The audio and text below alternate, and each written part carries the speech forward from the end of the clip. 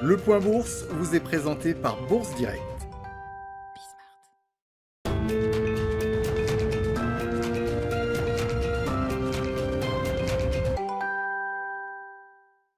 Bonjour à tous, tendance dans le vert ce matin à la Bourse de Paris dans le sillage des rebonds sur les indices américains hier soir, tandis que les places de marché asiatiques finissent en ordre dispersé ce matin. Le composite de Shanghai gagnant 0,17%, là où le Nikkei perd 0,06%. Au-delà des indices PMI qui sont publiés ce matin en Europe et cet après-midi aux États-Unis, les investisseurs suivront de près la déclaration de Jérôme Powell face au Congrès cet après-midi également. Après s'être exprimé hier devant la Commission des services financiers, il prendra aujourd'hui la parole devant la sous-commission spéciale de la Chambre des représentants sur la crise du coronavirus.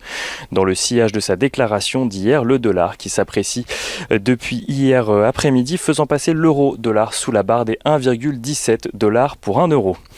Du côté des valeurs à présent, Atos et Siemens ont annoncé prolonger leur partenariat stratégique de 5 ans, un partenariat débuté en 2011 dont l'objectif est d'aider Siemens à atteindre ses objectifs de transformation digitale, notamment en matière de services, de gestion des données, de cloud ou encore de cybersécurité. Dans le dossier Veolia-Suez, Veolia qui a fait parvenir au début septembre une offre à Engie de 15,5 € par action pour racheter les 29,9% que Engie détient au capital de Suez. Veolia qui réagit à la volonté d'Engie de faire monter les enchères. Veolia a fait savoir par le biais de sa directrice générale adjointe qu'elle considérait le débat sur les prix légitime, mais qu'il ne doit pas occulter la logique industrielle du projet de fusion porté par le groupe. Et Sanofi qui annonce de son côté une commande de 72 millions de doses du candidat vaccin qu'il développe avec GlaxoSmithKline, une commande faite par le gouvernement canadien pour une livraison dès 2021.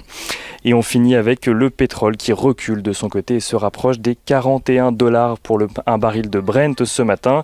Total qui dans son sillage est dans le rouge ce matin.